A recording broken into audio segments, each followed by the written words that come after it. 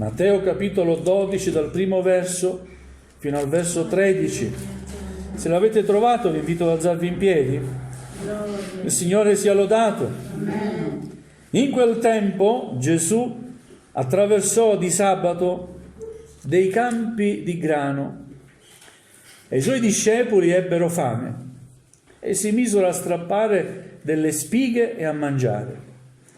I farisei, veduto ciò, gli dissero: vedi, i tuoi discepoli fanno quello che non è lecito fare di sabato. Ma egli rispose loro: non avete letto quello che fece Davide quando ebbe fame, egli insieme a coloro che erano con lui?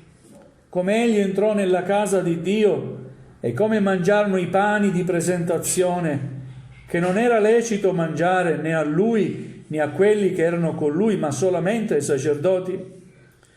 O non avete letto nella legge che ogni sabato i sacerdoti nel Tempio violano il sabato e non ne sono colpevoli?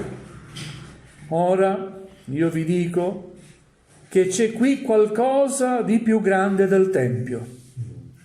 Se sapeste che cosa significa voglio misericordia e non sacrificio, non avreste condannato gli innocenti, perché il Figlio dell'uomo è Signore del sabato. Amen. Poi se ne andò e giunse nella loro sinagoga, dove c'era un uomo che aveva una mano paralizzata. Allora essi, per poterlo accusare, fecero a Gesù questa domanda: è lecito far guarigioni in giorno di sabato? E lei gli disse loro: chi è colui tra di voi che, avendo una pecora, se questa cade in giorno di sabato in una fossa, non la prenda e la tiri fuori? Certo, un uomo vale molto più di una pecora. È dunque lecito far del bene in giorno di sabato. Allora disse a quell'uomo: stendi la tua mano.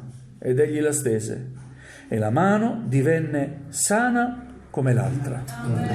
Amen. Fin qui la lettura della parola del Signore. Amen. Potete accomodarvi. Gloria a Dio. Amen, amen, amen. Alleluia. Gesù ha dovuto sempre combattere durante il suo ministero, non solo contro il nemico, non solo contro di lui, ma anche contro l'incredulità e contro un apparato di religione che accusava solamente.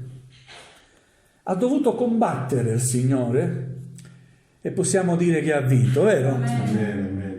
Alleluia. Era sempre attaccato dai farisei, dai dottori della legge, lo osservavano e cercavano sempre di farlo cadere in errore.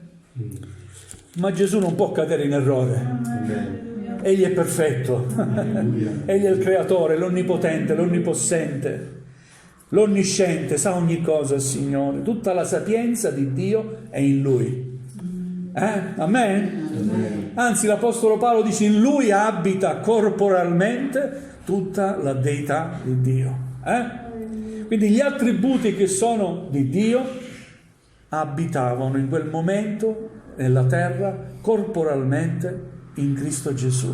Amen. Alleluia. E ci fu un tempo che si trovavano a camminare e attraversavano dei campi di grano. Era giorno di sabato, ebbero fame.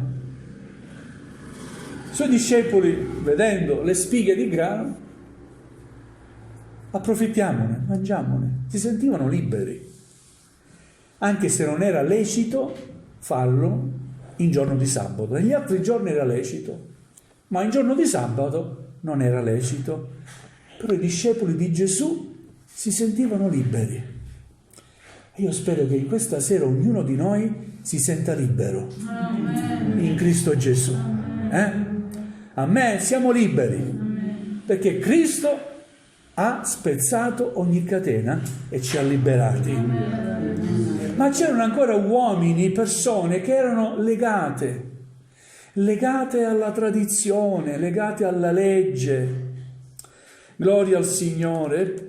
I farisei, dottori della legge, veduto ciò, cioè che i discepoli presero le spighe del grano e mangiavano, gli dissero a Gesù: vedi i tuoi discepoli, vedi quello che fanno? Non è lecito farlo di sabato. E Gesù risponde come? Ricordando un episodio della vita di Davide, quando si trovava fuggiasco da Saul e si rifugia nel Tempio. Avevano fame, erano fuggiaschi e avevano fame. C'erano nel Tempio i pani di presentazione che offrivano al Tempio. Il sacerdote offriva quei pani per celebrare il culto a Dio, no? Quando si ha fame, che succede? Si mangia. Davide si sente libero di mangiare. Lui e tutti quelli che erano con lui. E Gesù racconta questo episodio ai farisei, che erano dottori della legge e dovevano sapere anche questo episodio che riguardava il Vecchio Testamento, era scritto nei libri storici, no? E non seppero come rispondere. E poi dice anche: o non avete letto nella legge che ogni sabato i sacerdoti del Tempio violano il sabato e non ne sono colpevoli? Ora dice Gesù: vi dico che qui c'è qualcosa di più grande del Tempio. I farisei volevano osservare la purezza del Tempio esteriore, l'edificio, onorare il Tempio di Dio. Ma il Tempio di Dio siamo noi. Amen. Amen. Amen. Noi siamo il Tempio dello Spirito Santo. Alleluia. Alleluia. Altro che Tempio fatto da mano d'uomo. Gloria al Signore. Quei farisei erano legati alle apparenze, al giudizio, a ciò che imponeva la legge. Dio ha mandato il suo figliuolo per non superare la legge, ma per adempiere alla legge, affinché l'uomo non rimanga schiavo della legge, ma trovi in Cristo, nella misericordia di Dio, la libertà. Amen. Amen. Alleluia. Dio ci fa liberi. Amen. E noi ci sforziamo a dire anche questa verità anche ai giovani che pensano di essere limitati. Se vengo in chiesa non posso fare questo, non posso fare qua. Noi siamo liberi. Solo che Dio ci dà la capacità, se lo amiamo e lo facciamo dimorare nella nostra vita, ci dà la capacità di saper scegliere ciò che è buono da ciò che non è buono, ma siamo noi che lo scegliamo. Dio non ci imporrà mai qualcosa, non ci impone nulla, ci lascia liberi. Amen. Amen. Amen. Gloria al Signore. Ora dà un grande insegnamento Gesù. Se sapeste che cosa significa voglio misericordia e non sacrificio. Vedete, il Signore non ha mai chiesto sacrificio. Dio non vuole un sacrificio. Quando era stato stabilito un sacrificio, era stato stabilito per un momento particolare della vita e della storia di Israele. Ripeto, Israele veniva da secoli dall'Egitto. E vuoi o non vuoi, era stato condizionato anche dalle usanze dell'Egitto. Gli egiziani avevano tante divinità e offrivano a queste divinità sacrifici. Ora, quando Dio li libera, non fa, come dire, uno strappo incomprensibile, ma piano piano li educa a fidarsi solamente di Lui. Amen. E a cancellare quei secoli di oppressione e di schiavismo causati dagli egiziani. Amen? Perché finalmente era un popolo libero e doveva piano piano abituarsi a questa libertà che aveva sempre desiderato e che all'improvviso, dopo tanti secoli, Dio dà per mezzo del suo servo Mosè. Amen? Amen. Quindi aveva stabilito dei sacrifici, delle cose, dei rituali ma non era piano di Dio fermarsi a quel rituale, a quei sacrifici. Amen? Amen. Dio non ha mai chiesto un sacrificio, né mai ti chiederà un sacrificio. Dio ti chiede solo il tuo cuore. Amen. Chiede solo il cuore, Signore. Amen. Dammi il tuo cuore. Questo sì, te lo dice. Alleluia. Alleluia. E questa cosa che dice Gesù, voglio misericordia e non sacrificio, è proprio qualcosa che riguarda il Vecchio Testamento. Nel libro, credo, di Osea, capitolo 6, versetto 8, è scritto proprio questo. Alleluia. Vogliamo leggere capitolo 6 dall'inizio, no? Diranno: venite, torniamo al Signore, perché Egli ha strappato ma ci guarirà, ha percorso ma ci fascerà. In 2 giorni ci ridarà la vita, il 3° giorno ci rimetterà in piedi e noi vivremo della sua presenza. Conosciamo il Signore, sforziamoci di conoscerlo. La sua venuta è certa come quella dell'aurora. Egli verrà a noi come la pioggia di primavera che annaffia la terra. Amen. E poi dice: che ti farò, Efraim? Quando nella parola di Dio troviamo Efraim, proprio si riferisce Efraim al regno del nord, a Israele. Dopo lo scisma, spesso nel Vecchio Testamento i profeti si rivolgono a Efraim per parlare ad Israele. Dio parla di Israele chiamandolo Efraim. Che ti farò, Efraim? Che ti farò, Giuda? La vostra bontà è come una nuvola del mattino, come la rugiada del mattino che presto scompare. Per questo li faccio a pezzi mediante i profeti, li uccido con le parole della mia bocca. Il mio giudizio verrà fuori come la luce. Versetto 6. Poiché io desidero bontà. Poiché io desidero bontà. Qualche traduzione dice misericordia.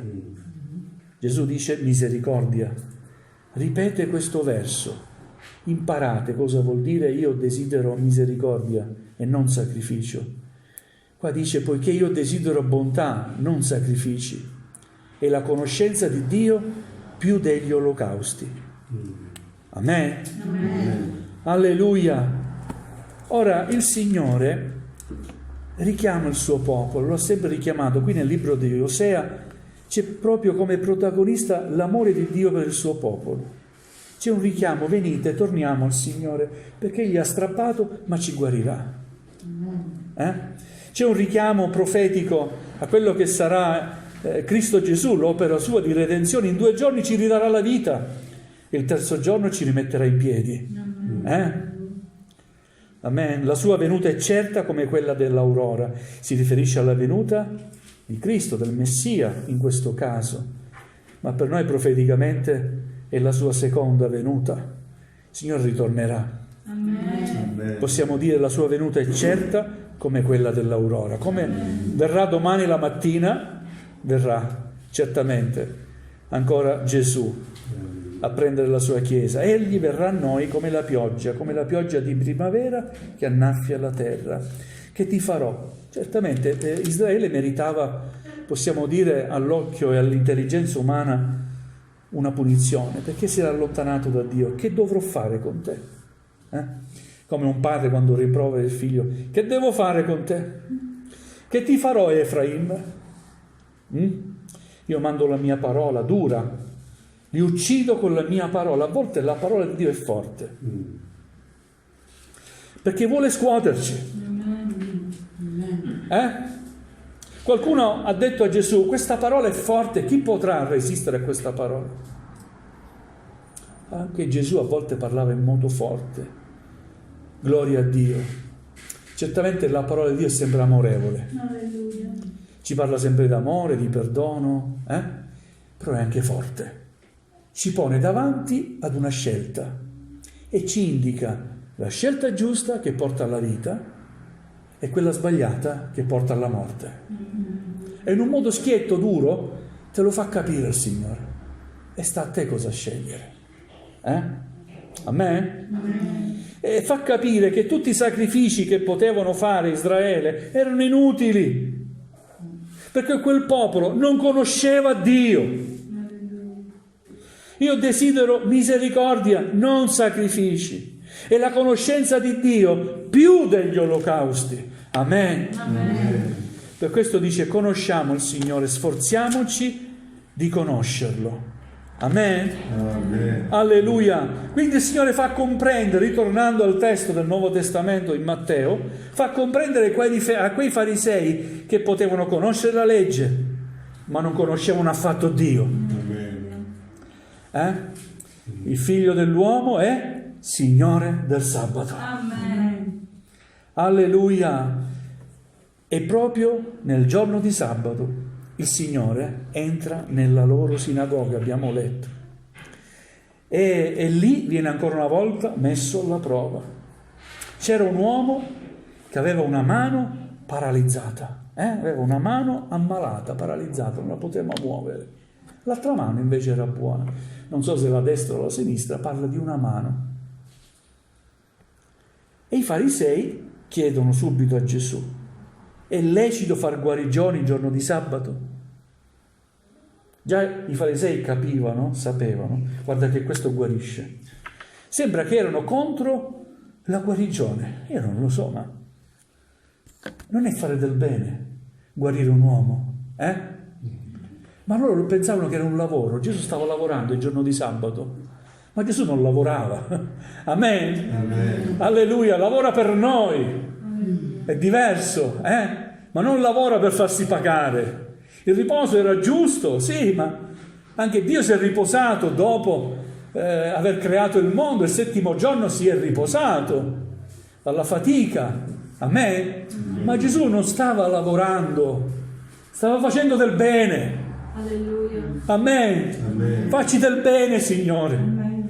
Di sabato, di domenica, di lunedì, ogni giorno, Signore, facci del bene. Alleluia. Alleluia. Non vogliamo essere legati Gloria a Gesù. al giorno stabilito, alla domenica. Oggi, perché domenica ci deve essere guarigione, Signore può guarirti anche domani mattina, che è lunedì. Amen. Se oggi preghiamo e il Signore decide di guarirti lunedì mattina tu sarai guarita. Amen. Gloria al Signore. È lecito far guarigione il giorno di sabato? E Gesù risponde in questo modo: chi è colui tra di voi che, avendo una pecora, se questa cade il giorno di sabato in una fossa, non la prenda e la tiri fuori? Voi che siete farisei, se avete una pecora, avere una pecora significa avere capitale, era guadagno, era sussistenza. E se questa pecora ti cade, ne hai una sola, ti cade. È giusto ti cade di sabato, perché sabato lo lasci morire. Che ipocrisia. Anche se è sabato, tu lo vai a recuperarla, perché quella pecora è preziosa. Ora voi siete più preziosi delle pecore. Amen. Alleluia. E quell'uomo ha bisogno. Alleluia. Anche se oggi è sabato, quell'uomo ha bisogno. Certo, un uomo vale molto più di una pecora. Quindi la risposta è giusto far del bene il giorno di sabato. Alleluia. E opera. Disse a quell'uomo: stendi la tua mano. Ed egli la stese, ma la mano non quella buona, quella ammalata. Stendi la tua mano. Ed egli la stese. E come la stese, la mano divenne sana come l'altra. Fece questo miracolo il Signore. Non l'ha toccata la mano, non è intervenuto in modo fisico, ma ha chiesto un'ubbidienza. Stendi la tua mano. Amen. È facile. Stendi la tua mano. Quell'uomo ha obbedito. Qualche volta il Signore ti dice: vieni avanti. C'è qualcuno ammalato? Vieni avanti, preghiamo il Signore. Tutti seduti.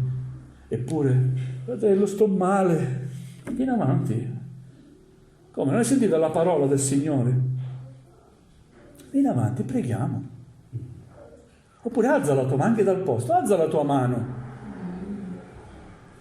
Ma fratello, ma ascoltiamo la parola di Dio.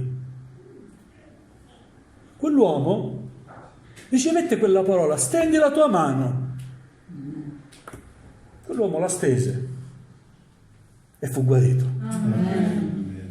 Amen? Amen. Il Signore chiede piccole cose, non sacrifici. È un sacrificio alzare la mano.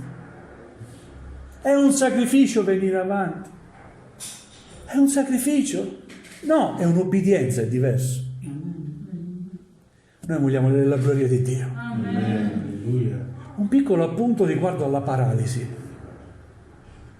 Il credente non deve essere paralizzato. Nessuna parte del credente deve essere paralizzata.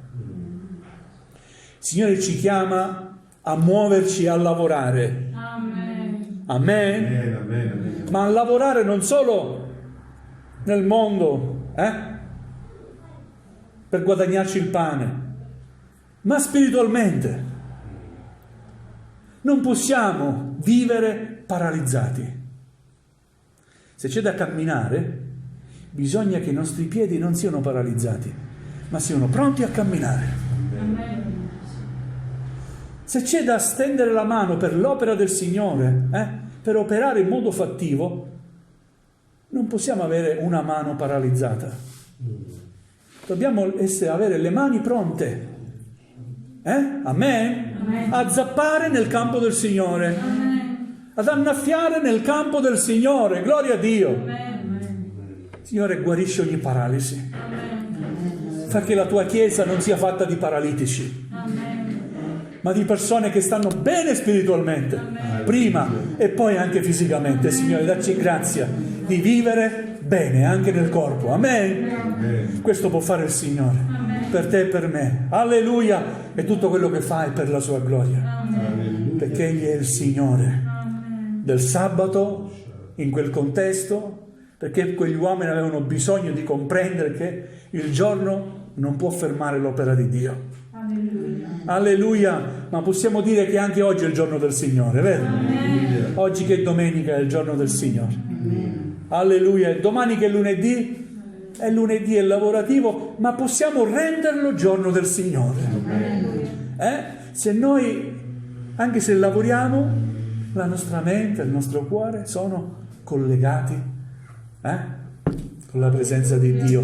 Ma com'è possibile? È possibile. I tuoi pensieri possono dare gloria a Dio. Mentre lavori, dai gloria a Dio. Stai lavorando, gloria a Dio. Dai gloria a Dio.